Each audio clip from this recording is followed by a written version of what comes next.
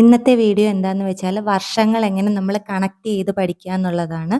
അപ്പോൾ കുറേ പേർക്കൊക്കെ വർഷങ്ങൾ പഠിക്കാൻ പാടായിരിക്കും. അപ്പോൾ നമുക്ക് നേരെ വീഡിയോയിലോട്ട് പോവാം. അപ്പോൾ ആദ്യം തന്നെ നമ്മൾ നമ്മുടെ വീട്ടിലുള്ള അച്ഛൻ്റെയോ അമ്മയുടെയോ അനിയൻ്റെയോ അനിയത്തിയുടെ ആരുടെയൊക്കെ ആണെങ്കിൽ നമ്മുടെ വീട്ടിലുള്ളവരുടെ ഡേറ്റ് ഓഫ് ബർത്ത് ഒന്ന് എടുക്കുക. ഡേറ്റ് ഓഫ് ബർത്ത് എടുത്തിട്ട് ഇപ്പോൾ നമ്മൾ അതൊരു ബുക്കിൽ കുറിച്ച് വയ്ക്കുക. ഇപ്പോൾ 5 പേരാണെങ്കിൽ 5 പേര്. അപ്പോൾ ആ ഡേറ്റ് ഓഫ് ബർത്ത് കുറിച്ച് വെച്ചിട്ട് നമ്മൾ ഇപ്പോൾ 1965 ഇതൊരു എക്സാമ്പിളായിട്ട് പറയുകയാണ്.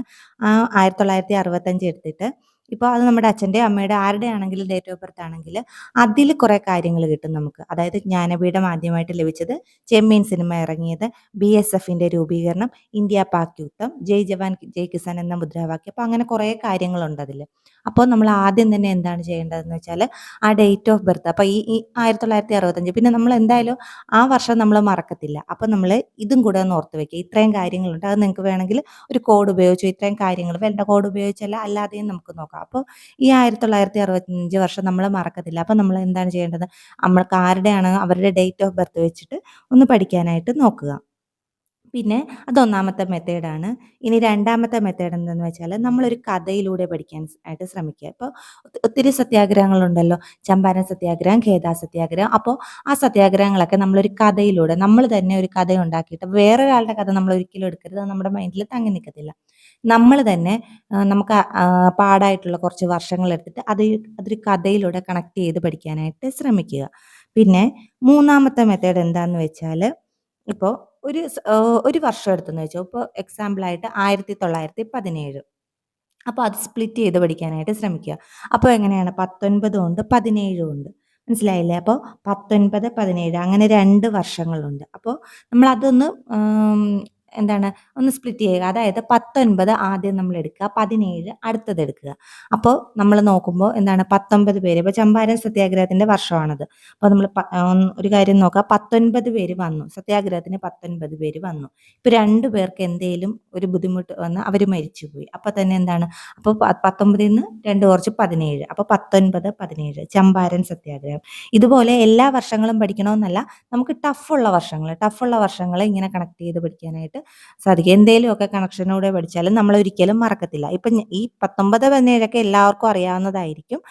അല്ലാതെ നിങ്ങൾക്ക് പാടുള്ള വർഷങ്ങൾ ഏതാണോ അതിങ്ങനെ ഒന്ന് കണക്ട് ചെയ്ത് പഠിക്കാനായിട്ട് ശ്രമിക്കുക. അപ്പോൾ മനസ്സിലായല്ലോ, 19, 17.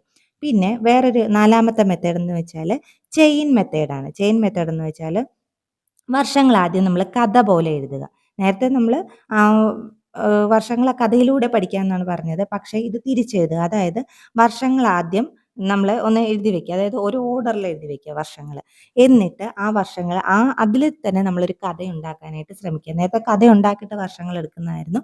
ഇത് അതല്ലാത്തവർ വർഷങ്ങൾ ഉണ്ടാക്കിയിട്ട് അതിൽ നിന്നും കഥ എടുത്ത് നമുക്ക് പഠിക്കാൻ സാധിക്കും. അത് 2 രീതിയിലുണ്ട്. നമുക്ക് ഇപ്പോൾ അത് ഏത് പാടാണോ വർഷങ്ങൾ ആ വർഷങ്ങളൊന്ന് കണക്ട് ചെയ്ത് വെച്ചിട്ട് നമുക്ക് അതിൽ നിന്നൊരു കഥയുണ്ടാക്കിയിട്ട് അപ്പോൾ ഒരു ചെയിൻ മെത്തേഡ് പോലെ നമുക്ക് പഠിക്കാനായിട്ട് സാധിക്കും. അപ്പോൾ അതും ഒരു എഫക്റ്റീവ് മെത്തേഡ് തന്നെയാണ്. അപ്പോൾ മനസ്സിലായല്ലോ, നമുക്ക് കഥയിലൂടെയും പഠിക്കാം. കഥ ഉണ്ടാക്കി രണ്ടാമത്തെ മെത്തേഡ് വർഷങ്ങൾ എഴുതിയിട്ട് നമുക്കൊരു കഥയുണ്ടാക്കിയും പഠിക്കാം. അപ്പോൾ അങ്ങനെയും പഠിക്കാം.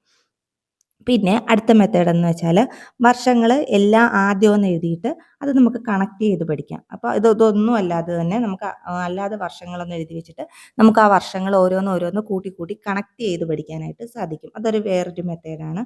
അപ്പോൾ അങ്ങനെയും നമുക്ക് ചെയ്യാം.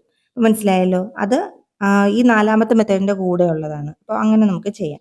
പിന്നെ മറ്റൊരു കാര്യം എന്താണെന്ന് വെച്ചാൽ നമുക്ക് നമ്മുടെ ഡേറ്റ് ഓഫ് ബർത്ത് തന്നെ എടുത്ത് വെച്ച് പഠിക്കാം. അപ്പോൾ നമ്മുടെ ഡേറ്റ് ഓഫ് ബർത്ത് ഏതും ആയിക്കോട്ടെ, നമ്മുടെ ഡേറ്റ് ഓഫ് ബർത്തിലുള്ള സംഭവിച്ച കുറേ കാര്യങ്ങളുണ്ടാവും. അപ്പോൾ നമുക്ക് എന്താണ് നമ്മുടെ ഡേറ്റ് ഓഫ് ബർത്ത് തന്നെ എടുത്ത് വെച്ചിട്ട് പഠിക്കാനായിട്ട് സാധിക്കും. നമ്മുടെ ഡേറ്റ് ഓഫ് ബർത്ത് ആകുമ്പോൾ നമ്മൾ ഒരിക്കലും അത് മറക്കത്തില്ല. മനസ്സിലായില്ലേ? അപ്പോൾ അങ്ങനെ നമ്മൾ അഞ്ചാമത്തെ മെത്തേഡ് എന്ന് വെച്ചാൽ നമുക്ക് അങ്ങനെ നമ്മൾ എടുത്ത് വെച്ച് പഠിക്കുക. നമ്മുടെ സ്വന്തം ഡേറ്റ് ഓഫ് ബർത്ത് എടുത്ത് വെച്ച് പഠിച്ചാലും പിന്നെ നമ്മുടെ മക്കളുടെ ഡേറ്റ് ഓഫ് ബർത്ത്, അപ്പോൾ അതും വെച്ച് പഠിക്കാനായിട്ട് ശ്രമിക്കുക. ബാക്കി നമ്മുടെ ഡേറ്റ് ഓഫ് ബർത്ത് വെച്ച് പഠിച്ചാലാണ് നമുക്ക് കുറച്ചുകൂടെ നമ്മളൊരിക്കലും പിന്നെ അതൊന്നും മറക്കത്തില്ല. അപ്പോൾ അങ്ങനെയും കൂടെ പഠിക്കാനായിട്ട് ശ്രമിക്കുക. അപ്പോൾ ഇതാണ് ഈ 5 മെത്തേഡ്. നമ്മൾ മനസ്സിലായല്ലോ. ഇപ്പോൾ ഈ 5 മെത്തേഡ് വെച്ച് നമ്മൾ പഠിച്ചാൽ നമുക്ക് ഒരുപാട് നമ്മൾ ബുദ്ധിമുട്ടില്ലാതെ തന്നെ നമുക്ക് ഏകദേശം നമ്മൾ കണക്ട് ചെയ്ത്, അതായത് വർഷങ്ങൾ നമുക്കറിയാത്ത വർഷങ്ങൾ ഇങ്ങനെ ഒന്ന് ചെയ്ത് പഠിക്കാനായിട്ട് ശ്രമിക്കുക. അപ്പോൾ ഇന്നത്തെ വീഡിയോ ഇത്രയേ ഉള്ളൂ. ഇഷ്ടപ്പെട്ടെങ്കിൽ ഒന്ന് സബ്സ്ക്രൈബ് ചെയ്യുക, ബെല്ലൈക്കൺ ക്ലിക്ക് ചെയ്യുക. മറ്റ് എന്താണ് ഇനിയും വരും ദിവസങ്ങളിൽ PYQൻ്റെയൊക്കെ ഒരു സീരീസ് ചെയ്യുന്നുണ്ട്. അപ്പോൾ ആവശ്യമുള്ളവർ നമ്മുടെ ചാനലിൽ കയറിയിട്ട് അതൊന്ന് ചെക്ക് ചെയ്യുക. അപ്പോൾ എല്ലാവർക്കും താങ്ക് യു.